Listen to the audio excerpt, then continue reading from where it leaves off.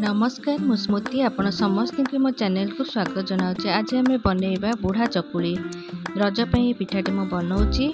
एथिपाई मु गोटे कप अरुआ चाउल और गोटे कप बिरी को 7 ରୁ 8 घंटा बतुरई दी किपरि बाटिकी रखी। तादेहरे आवश्यक मुताबक लुण, किछि गोलमरिच, अदा और गुजराती को छेचिकी तादेहरे पकईची। से किछि नड़िया कोरा देइची एवं 2टी पाचिला कदली तादेहरे देइची।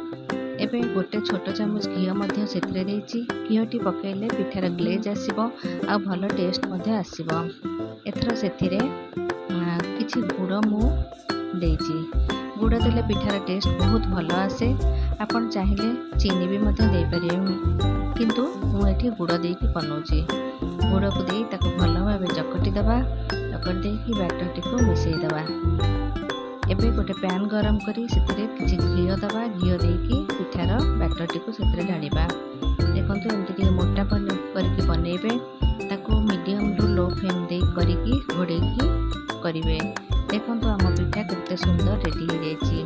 एटा बहुत टेस्टी हेइतला। जदि आपनको मो वीडियोटी भल लागे प्लीज लाइक शेयर आउ सब्सक्राइब करिया को भूलिबे।